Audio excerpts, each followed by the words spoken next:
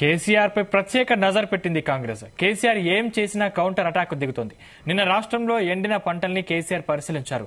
3 జిల్లాల పర్యటనల సందర్భంగా రైతుల బాధల్ని గులాబీ బాస్ స్వయంగా అడిగి తెలుసుకున్నారు. రైతులపై ప్రభుత్వానికి ప్రేమ లేదని, రుణమాఫీ ఏమైందని ఈ సందర్భంగా కేసీఆర్ ప్రభుత్వాన్ని నిలదీశారు. ఇక కేసీఆర్ పర్యటనపై టీ కాంగ్రెస్ సెటైరికల్ ట్వీట్ చేసింది. 10 ఏళ్ల పాలనలో ఏనాడు రైతు గోడు వినని గోసా పట్టణుడిని పరుగులు పెట్టించి ఫామ్ హౌస్ లో విలాసాలే తప్ప పరామర్శలు తెలియనోడిని ప్రజల మధ్యకు వచ్చేలా చేసింది కాంగ్రెస్ కాదా అని ట్విట్టర్లో పేర్కొన్నారు. అంతేకాదు ఇది కదా తెలంగాణలో కాంగ్రెస్ తెచ్చిన మార్పు అంటూ సెటైర్ వేసింది. అయినా చంపినోడే సంతాపం తెలిపినట్టు 10 ఏళ్లలో 8,000కు పైగా రైతుల్ని పొట్టన పెట్టుకుని ఇప్పుడు మొసలి కన్నీళ్లు కారిస్తే సానుభూతి నాటకాలాడితే నీ దొంగ మాటల్ని కూడా నమ్మేవాళ్లు ఎవరు లేరు అని కేసీఆర్ పేర్కొంది. ఇదే కాదు తెలంగాణలోని ప్రతి పల్లెకు నువ్వు రావాల్సిందే, నువ్వు చేసిన పాపాలకు ప్రజల మధ్యకు వచ్చి పశ్చాత్తాపం పడాల్సిందే, ఇక ప్రాయశ్చిత్తం చేసుకోవాల్సిందే అని ట్వీట్లో పేర్కొంది.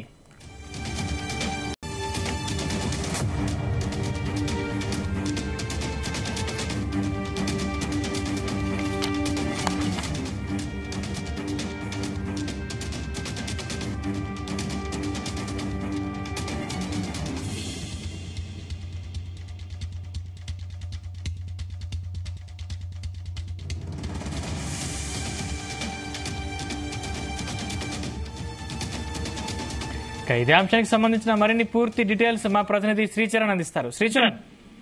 సందీప్, ప్రస్తుతం కాంగ్రెస్ పార్టీ ప్రధానంగా బీఆర్ఎస్ పైన ప్రత్యేక నజరు పెట్టిందని చెప్పుకోవచ్చు. దానిలో భాగంగానే ఇటు కేసీఆర్ కేటీఆర్ పైన కూడా సోషల్ మీడియా వేదికతో పాటు డైరెక్ట్ గా కూడా ప్రధానంగా ఫోకస్ పెట్టినట్టు మనకు తెలుస్తోంది. ఎందుకంటే నిన్న మాజీ ముఖ్యమంత్రి కేసీఆర్ రాష్ట్రంలో ఉన్న ఎండిన పంటలకి సంబంధించి సూర్యాపేటలో 3 జిల్లాలో పర్యటించారు. అయితే రైతుల బాధలను కూడా కేసీఆర్ అడిగి వాళ్ళని ఇంటరాక్ట్ అవ్వడము, రైతులపై ప్రభుత్వానికి ప్రేమ లేదని, రుణమాఫీ ఏమైందని ఈ సందర్భంగా కేసీఆర్ ప్రభుత్వాన్ని క్వశ్చన్ చేయడము, ఇక కేసీఆర్ పర్యటనపై కాంగ్రెస్ సెటైరికల్ గా ట్వీట్ చేసింది. 10 ఏళ్ల పాలనలో ఏనాడు కూడా రైతు గోడు వినని గోస పట్టణోడిని పరుగులు పెట్టించి ఫామ్ హౌస్ లో విలాసాలే తప్ప పరామర్శలు తెలియనోడిని ప్రజల మధ్యకు వచ్చేలా కాంగ్రెస్ చేసింది కాంగ్రెస్ కాదా అని కూడా ట్విట్టర్ లో పేర్కొన్నారు. అంతేకాదు ఇదే కదా తెలంగాణలో కాంగ్రెస్ ఇచ్చిన మార్పు అంటూ కూడా సెటైరికల్ గా ప్రధానంగా ఎక్స్ వేదికగా కూడా ప్రస్తావించారు.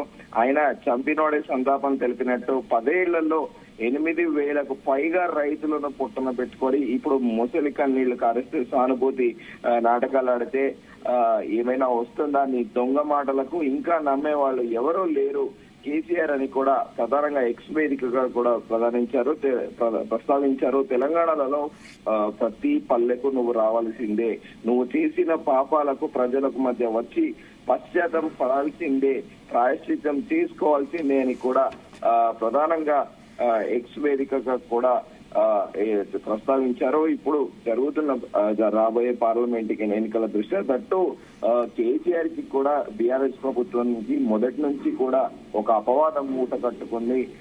ముఖ్యమంత్రి కేసీఆర్ కూడా ఎవరికి అపాయింట్మెంట్ ఇవ్వరు, ఎవరిని అంత సులువుగా కలవరు అన్న వ్యక్తి అనేది కూడా ఆయనకి గత 9 ఏళ్లలో కూడా ఆయనకి ప్రధానంగా ఒక అపవాదం ఉండేది. దానికి కూడా బలపరుస్తూ ఆయన సచివాలయానికి చాలా తక్కువ సార్లు రావడము, 2016 తర్వాత నుంచి ఆయనే సచివాలయానికి వచ్చింది చాలా రేర్, వేళ్ల మీద లెక్క పెట్టచ్చు అని కూడా చెప్పుకోవచ్చు. అయితే 2019 జూన్ 27న ఎప్పుడైతే నూతన సచివాలయానికి శంకుస్థాపన చేశారో అనంతరం పాత సచివాలయాన్ని కూల్చివేసిన అనంతరము ఆయన ముఖ్యమంత్రి కార్యాలయం అఫీషియల్ గా మెట్రో రైల్ భవన్ కి అక్కడ తరలించడము, వివిధ రాష్ట్ర కార్యాలయాలకు సంబంధించిన చెట్టకో పుట్టకో అన్న చందాన అప్పుడు హైదరాబాద్ నగరంలో ఒక్కో ఆఫీస్ ఒక్కో దగ్గర ఉండేది. అయితే ఈ నేపథ్యంలో ముఖ్యమంత్రి అఫీషియల్ కార్యాలయాన్ని కూడా ఆయన ఆ ఉన్న 3 సంవత్సరాలు కూడా ఏనాడు వెళ్ళకపోవడము, అలాగే ప్రగతి భవన్ లో కూడా ప్రధానంగా ఎమ్మెల్యేలకు కానీ మంత్రులకు కూడా ప్రధానంగా అపాయింట్మెంట్లు ఉండకదు. అలాంటి వ్యక్తి అసలు కేబినెట్ మంత్రులకి, అధికారులకి, ఎమ్మెల్యేలకు అపాయింట్మెంట్ ఇవ్వని వ్యక్తి ఇవాళ ప్రజల్లో వెళ్లి రైతులకి ప్రధానంగా ఒక సానుభూతి చూపిస్తున్నట్టు మాట్లాడడం, ఇదంతా ఒక రెడిక్యులస్ గా ఉందనేది కూడా ప్రధానంగా కాంగ్రెస్ వర్గీయులు కౌంటర్ వేస్తున్నారు. అలాగే దీంతో పాటు మరో అపవాదం కూడా మూట కట్టుకున్నారు కేసీఆర్. ఎప్పుడు కూడా అయితే ఫామ్ హౌస్ లేకపోతే ప్రగతి భవన్ అన్న చందాన ఆయన పాలన నడిచింది అనేది కూడా కాంగ్రెస్ ప్రధానంగా గడిచిన 10 ఏళ్లుగా ప్రస్తావిస్తా ఉంది. అయితే ఇప్పుడు అకస్మాత్తుగా సూర్యాపేటలో పర్యటించడము, అక్కడ రైతుల బాగోగులు కనుక్కోవడం ఏంటి అనేది కూడా కాంగ్రెస్ ప్రభుత్వం సెటరికల్ గా కౌంటర్ ఇస్తుంది. ఇన్ని రోజులు ఏమైంది, ఇదే రైతులని ప్రభుత్వం మీరు పాలించినప్పుడు రైతులను వెళ్ళి ఎందుకు కలవలేదు, రైతుల పట్ల కష్టాలు, దాంతో పాటు ఈ రైతు బంధుకు సంబంధించిన వ్యవహారం కానీ అలాగే కౌలు రైతుల సమస్యల గురించి ఎందుకు పరిష్కరించలేదు అనేది కూడా ప్రధానంగా ఇక్కడ పొలిటికల్ సర్కిల్స్ లో కూడా రాజకీయ విశ్లేషకులు కూడా వ్యంగ్యాస్త్రాలు సంధిస్తున్నారు. కానీ కేసీఆర్ పర్యటన కూడా ఇప్పుడు కూడా ఒక రకంగా చెప్పాలంటే ఆయన ఇప్పుడు వెళ్లి రైతులను పరామర్శించడము, రైతుల గురించి మాట్లాడడం అనేది కూడా పబ్లిక్ అందరూ కూడా గమనిస్తున్నారు. ఎందుకంటే వాళ్ళు ప్రధానంగా ఫోకస్ చేసేది ఏంటంటే వాస్తవికంగా కూడా చూసుకుంటే గడిచిన 9 ఏళ్లుగా కేసీఆర్ పాలనలో ఒక రైతు బంధు స్కీమ్ మినహా మిగతా ఏవి కూడా ఇన్ టైమ్ లో కూడా ప్రధానంగా బెనిఫిషియరీ అకౌంట్స్ లో అనేటివి అవి ట్రాన్స్ఫర్ అవ్వలేదు. ఒక రైతు బంధు పథకం మినహా అనేది కూడా ప్రధానంగా ఒక అపవాదం ఉంది. అయితే రైతుల గురించి కేసీఆర్ మాట్లాడటము ఏంటి అనేది కూడా ఇప్పుడు ప్రధానంగా కాంగ్రెస్ వ్యంగ్యాస్త్రాలు సంధిస్తుంది.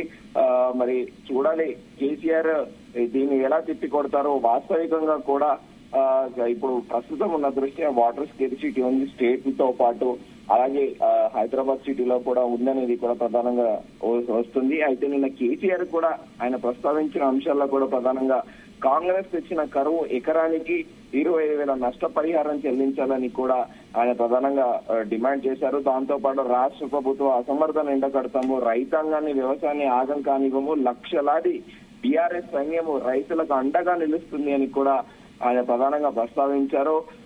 4 నెలల్లోపే నా ప్రజలకు ఇన్ని అవస్థల అసలు ఎక్కడ పోతుంది తెలంగాణ అని కూడా ఆయన ప్రధానంగా నిన్న సూర్యాపేటలో ప్రస్తావించారు. అన్ని తీర్చిదిద్దిన తెలంగాణలో అంతేలేమి ఆగం చేస్తారా, పాలన చేత కాక పనికి రాని ప్రగల్భాలు పలుకుతారా అనేది కూడా ప్రధానంగా నిన్న కేసీఆర్ ఒక రకంగా ఫైర్ అయ్యారు. మంచి చేయమంటే మంది మీద ఏడుపల, కన్ను మీను కానక కారు కూతల అనేది కూడా నిన్న కేసీఆర్ ఫైర్ అయ్యారు. గల్లీలో సమస్యలు తీర్చమంటే ముఖ్యమంత్రికి ఢిల్లీ చక్కర్లు కొడుతున్నాడు, కొత్త ప్రభుత్వం అని ఓపిక పట్టిన ఇక నుంచి నిద్రపోనీయమని కూడా నిన్న ఆయన ఒక అల్టిమేటం, ఒక హుకుం అన్నట్టే కూడా ఆయన మాట్లాడారు. తెలంగాణ రైతులను వ్యవసాయాన్ని తేళ్లు చేస్తే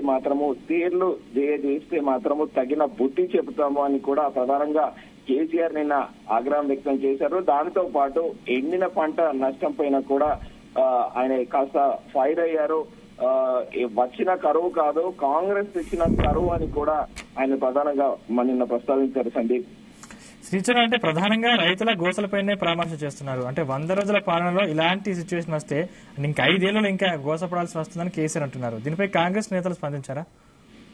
కాంగ్రెస్ నేతలు ప్రస్తుతానికి అయితే ఎక్స్పీరియన్స్ గా కౌంటర్ ఇచ్చారు. ఇంకా ఈ ప్రస్తుతానికి అయితే అఫీషియల్ గా ప్రెస్ మీట్ పెట్టి నిన్న జరిగిన ఇష్యూస్ గురించి కానీ ప్రధానంగా ఇటు కాంగ్రెస్ అఫీషియల్ రిప్రజెంటేటివ్స్ విప్స్ కానీ లేకపోతే మంత్రులు కానీ అఫీషియల్ స్పోక్స్ పర్సన్స్ కానీ ఇంక్లూడింగ్ ముఖ్యమంత్రి కూడా ప్రధానంగా ఇప్పటికైతే పెద్ద కౌంటర్ చేయలేదని చెప్పుకోవాలి.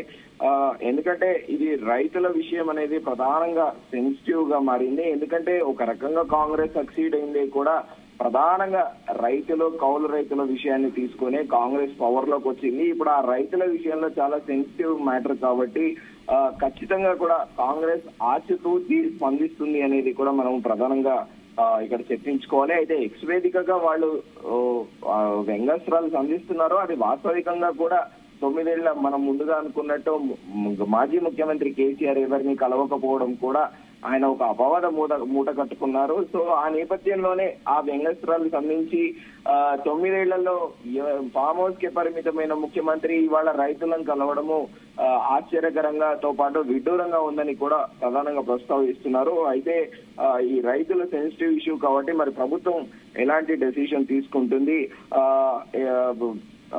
ఈ సెన్సిటివ్ మ్యాటర్ ని ముందుకెలా తీసుకుపోతుంది, ఆ వాటర్ స్కేర్సిటీ నుండి సాగు త్రాగునీరు రాష్ట్రంలో ఉన్న కరువు ప్రాంతాల్లో ఎలాంటి చొరవ తీసుకుంటుంది అనేది మనకు అఫీషియల్ గా గవర్నమెంట్ నుండి ఒక అనౌన్స్మెంట్ వస్తే తప్ప మనం ప్రస్తుతం దాని గురించి మాట్లాడలేమని చెప్పుకోవాల్సి ఉంది. ఎందుకంటే అది ఒక ప్రీమెచ్యూర్ బేబీ లాగా గవర్నమెంట్ ఆల్రెడీ ఈ వాటర్ స్కేర్సిటీ గురించి పలుమార్లు చీఫ్ సెక్రటరీ ఆధ్వర్యంలోతో పాటు అలాగే ముఖ్యమంత్రి ఆధ్వర్యంలో కూడా ప్రధానంగా సమావేశాలు సచివాలయంలో నిర్వహించారు. దాంతో పాటు నీటి కొరతకు ఎలాంటి ఇబ్బంది కలగకుండా ముందస్తు జాగ్రత్తలు తీసుకోవాలని కూడా ప్రధానంగా ముఖ్యమంత్రి రేవంత్ రెడ్డి అధికారులను కూడా ఆదేశించారు.